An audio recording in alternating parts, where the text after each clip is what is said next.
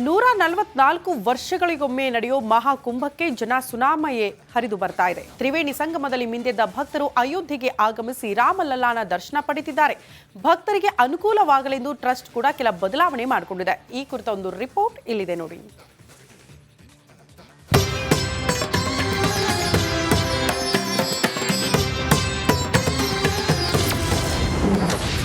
ಮಹಾಕುಂಭಮೇಳದಿಂದ ಅಯೋಧ್ಯೆಯಲ್ಲಿ ಜನಸಾಗರ. ಪ್ರಭು ಶ್ರೀರಾಮನ ದರ್ಶನದ ಅವಧಿ 2 ಗಂಟೆ ಹೆಚ್ಚಳ. ಭವ್ಯವಾದ ರಾಮ ಮಂದಿರದಲ್ಲಿ ಪ್ರಭು ಶ್ರೀರಾಮ ವಿರಾಜಮಾನವಾದ ಬಳಿಕ ನಡೆಯುತ್ತಿರೋ ಮೊದಲನೇ ಕುಂಭಮೇಳ ಇದು. ಪ್ರಯಾಗರಾಜ್ನ ತ್ರಿವೇಣಿ ಸಂಗಮದಲ್ಲಿ ಮಿಂದೆದ್ದ ಕೋಟ್ಯಾಂತರ ಭಕ್ತರು ಅಯೋಧ್ಯೆಗೆ ಆಗಮಿಸಿ ಬಾಲರಾಮನ ದರ್ಶನ ಪಡೆದಿದ್ದಾರೆ.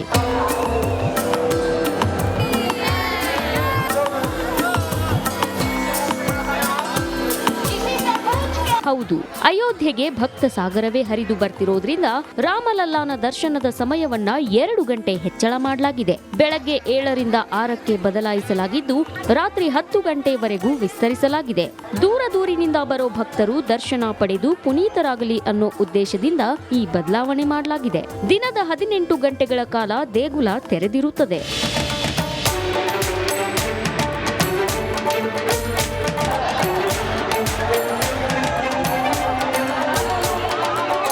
ಇನ್ನು ಪ್ರಭು ಶ್ರೀರಾಮನಿಗೆ ಯಾವ್ಯಾವ ಸಮಯದಲ್ಲಿ ವಿಶೇಷ ಪೂಜೆ ಅಲಂಕಾರ ನಡೆಯುತ್ತೆ ಅಂತ ನೋಡೋದಾದ್ರೆ,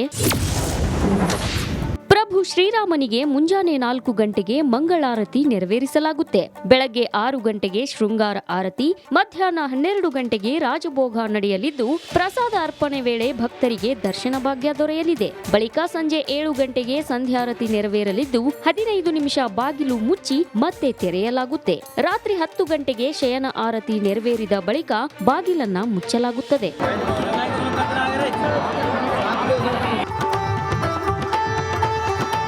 ಅಯೋಧ್ಯೆ ಮಂದಿರ ನಿರ್ಮಾಣದ ಉಸ್ತುವಾರಿ ಗೋಪಾಲ್ಜಿ ರಿಪಬ್ಲಿಕ್ ಕನ್ನಡಕ್ಕೆ ಮಾಹಿತಿ ನೀಡಿದ್ದಾರೆ. ಅಯೋಧ್ಯೆಗೆ ಬರೋ ಭಕ್ತರ ಅನುಕೂಲಕ್ಕಾಗಿ ಏನೆಲ್ಲ ವ್ಯವಸ್ಥೆ ಮಾಡಿದೆ ಅನ್ನೋದ್ರ ಬಗ್ಗೆ ವಿವರಿಸಿದ್ದಾರೆ.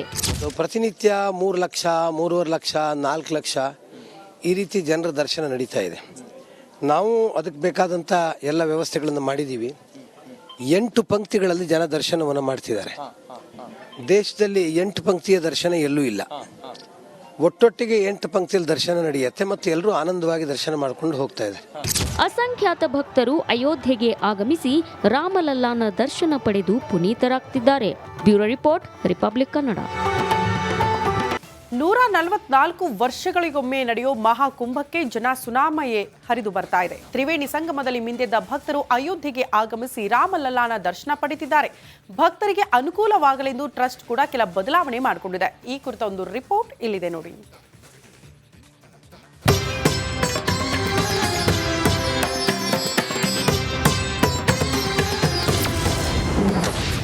ಮಹಾಕುಂಭಮೇಳದಿಂದ ಅಯೋಧ್ಯೆಯಲ್ಲಿ ಜನಸಾಗರ. ಪ್ರಭು ಶ್ರೀರಾಮನ ದರ್ಶನದ ಅವಧಿ 2 ಗಂಟೆ ಹೆಚ್ಚಳ.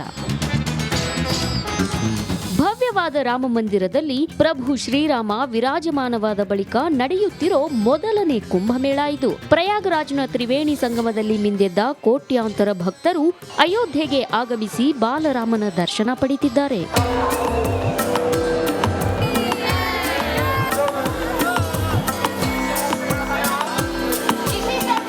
ಹೌದು, ಅಯೋಧ್ಯೆಗೆ ಭಕ್ತ ಸಾಗರವೇ ಹರಿದು ಬರ್ತಿರೋದ್ರಿಂದ ರಾಮಲಲ್ಲಾನ ದರ್ಶನದ ಸಮಯವನ್ನ 2 ಗಂಟೆ ಹೆಚ್ಚಳ ಮಾಡಲಾಗಿದೆ. ಬೆಳಗ್ಗೆ 7ರಿಂದ 6ಕ್ಕೆ ಬದಲಾಯಿಸಲಾಗಿದ್ದು ರಾತ್ರಿ 10 ಗಂಟೆವರೆಗೂ ವಿಸ್ತರಿಸಲಾಗಿದೆ.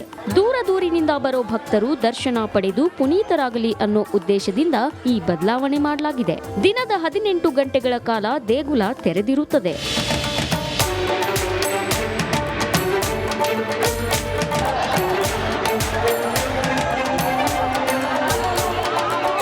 ಇನ್ನು ಪ್ರಭು ಶ್ರೀರಾಮನಿಗೆ ಯಾವ್ಯಾವ ಸಮಯದಲ್ಲಿ ವಿಶೇಷ ಪೂಜೆ ಅಲಂಕಾರ ನಡೆಯುತ್ತೆ ಅಂತ ನೋಡೋದಾದ್ರೆ,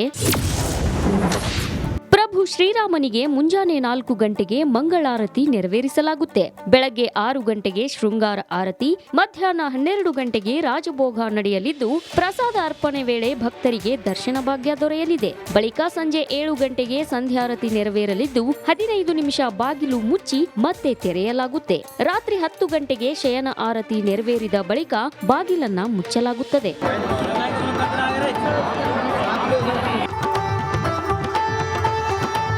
ಅಯೋಧ್ಯೆ ಮಂದಿರ ನಿರ್ಮಾಣದ ಉಸ್ತುವಾರಿ ಗೋಪಾಲ್ಜಿ ರಿಪಬ್ಲಿಕ್ ಕನ್ನಡಕ್ಕೆ ಮಾಹಿತಿ ನೀಡಿದ್ದಾರೆ. ಅಯೋಧ್ಯೆಗೆ ಬರೋ ಭಕ್ತರ ಅನುಕೂಲಕ್ಕಾಗಿ ಏನೆಲ್ಲ ವ್ಯವಸ್ಥೆ ಮಾಡಿದೆ ಅನ್ನೋದ್ರ ಬಗ್ಗೆ ವಿವರಿಸಿದ್ದಾರೆ.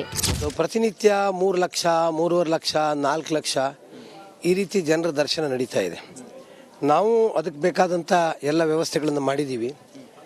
8 ಪಂಕ್ತಿಗಳಲ್ಲಿ ಜನ ದರ್ಶನವನ್ನು ಮಾಡ್ತಿದ್ದಾರೆ. ದೇಶದಲ್ಲಿ 8 ಪಂಕ್ತಿಯ ದರ್ಶನ ಎಲ್ಲೂ ಇಲ್ಲ. ಒಟ್ಟೊಟ್ಟಿಗೆ 8 ಪಂಕ್ತಿಯಲ್ಲಿ ದರ್ಶನ ನಡೆಯುತ್ತೆ ಮತ್ತು ಎಲ್ಲರೂ ಆನಂದವಾಗಿ ದರ್ಶನ ಮಾಡ್ಕೊಂಡು ಹೋಗ್ತಾ ಇದ್ದಾರೆ. ಅಸಂಖ್ಯಾತ ಭಕ್ತರು ಅಯೋಧ್ಯೆಗೆ ಆಗಮಿಸಿ ರಾಮಲಲ್ಲಾನ ದರ್ಶನ ಪಡೆದು ಪುನೀತರಾಗ್ತಿದ್ದಾರೆ. Bureau report, republic Kannada. 144 ವರ್ಷಗಳಿಗೊಮ್ಮೆ ನಡೆಯೋ ಮಹಾಕುಂಭಕ್ಕೆ ಜನ ಸುನಾಮಯೇ ಹರಿದು ಬರ್ತಾ ಇದೆ. ತ್ರಿವೇಣಿ ಸಂಗಮದಲ್ಲಿ ಮಿಂದೆದ್ದ ಭಕ್ತರು ಅಯೋಧ್ಯೆಗೆ ಆಗಮಿಸಿ ರಾಮಲಲ್ಲಾನ ದರ್ಶನ ಪಡೆದಿದ್ದಾರೆ. ಭಕ್ತರಿಗೆ ಅನುಕೂಲವಾಗಲೆಂದು ಟ್ರಸ್ಟ್ ಕೂಡ ಕೆಲ ಬದಲಾವಣೆ ಮಾಡಿಕೊಂಡಿದೆ. ಈ ಕುರಿತ ಒಂದು ರಿಪೋರ್ಟ್ ಇಲ್ಲಿದೆ ನೋಡಿ.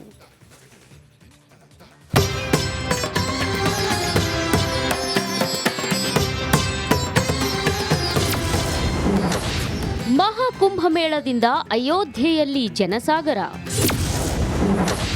ಪ್ರಭು ಶ್ರೀರಾಮನ ದರ್ಶನದ ಅವಧಿ 2 ಗಂಟೆ ಹೆಚ್ಚಳ. ಭವ್ಯವಾದ ರಾಮ ಮಂದಿರದಲ್ಲಿ ಪ್ರಭು ಶ್ರೀರಾಮ ವಿರಾಜಮಾನವಾದ ಬಳಿಕ ನಡೆಯುತ್ತಿರೋ ಮೊದಲನೇ ಕುಂಭಮೇಳ ಇದು. ಪ್ರಯಾಗರಾಜ್ನ ತ್ರಿವೇಣಿ ಸಂಗಮದಲ್ಲಿ ಮಿಂದೆದ್ದ ಕೋಟ್ಯಾಂತರ ಭಕ್ತರು ಅಯೋಧ್ಯೆಗೆ ಆಗಮಿಸಿ ಬಾಲರಾಮನ ದರ್ಶನ ಪಡೆದಿದ್ದಾರೆ.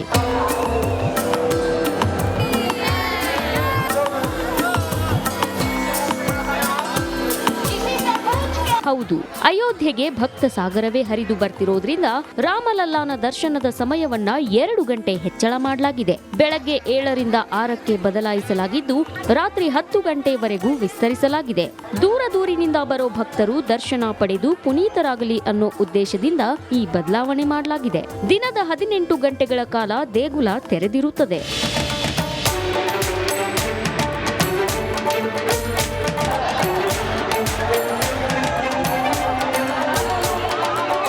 ಇನ್ನು ಪ್ರಭು ಶ್ರೀರಾಮನಿಗೆ ಯಾವ್ಯಾವ ಸಮಯದಲ್ಲಿ ವಿಶೇಷ ಪೂಜೆ, ಅಲಂಕಾರ ನಡೆಯುತ್ತೆ ಅಂತ ನೋಡೋದಾದ್ರೆ,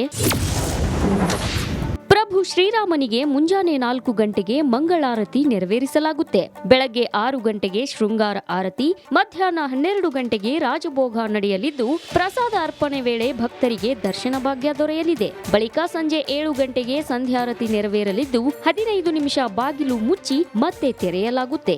ರಾತ್ರಿ 10 ಗಂಟೆಗೆ ಶಯನ ಆರತಿ ನೆರವೇರಿದ ಬಳಿಕ ಬಾಗಿಲನ್ನ ಮುಚ್ಚಲಾಗುತ್ತದೆ.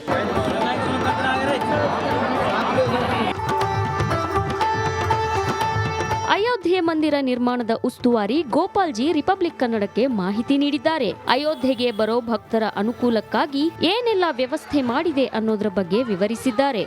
ಪ್ರತಿನಿತ್ಯ 3 ಲಕ್ಷ, 3.5 ಲಕ್ಷ, 4 ಲಕ್ಷ ಈ ರೀತಿ ಜನರ ದರ್ಶನ ನಡೀತಾ ಇದೆ. ನಾವು ಅದಕ್ಕೆ ಬೇಕಾದಂಥ ಎಲ್ಲ ವ್ಯವಸ್ಥೆಗಳನ್ನು ಮಾಡಿದ್ದೀವಿ. 8 ಪಂಕ್ತಿಗಳಲ್ಲಿ ಜನ ದರ್ಶನವನ್ನು ಮಾಡ್ತಿದ್ದಾರೆ. ದೇಶದಲ್ಲಿ 8 ಪಂಕ್ತಿಯ ದರ್ಶನ ಎಲ್ಲೂ ಇಲ್ಲ. ಒಟ್ಟೊಟ್ಟಿಗೆ 8 ಪಂಕ್ತಿಯಲ್ಲಿ ದರ್ಶನ ನಡೆಯುತ್ತೆ ಮತ್ತು ಎಲ್ಲರೂ ಆನಂದವಾಗಿ ದರ್ಶನ ಮಾಡ್ಕೊಂಡು ಹೋಗ್ತಾ ಇದ್ದಾರೆ. ಅಸಂಖ್ಯಾತ ಭಕ್ತರು ಅಯೋಧ್ಯೆಗೆ ಆಗಮಿಸಿ ರಾಮಲಲ್ಲಾನ ದರ್ಶನ ಪಡೆದು ಪುನೀತರಾಗ್ತಿದ್ದಾರೆ. Bureau report, republic Kannada.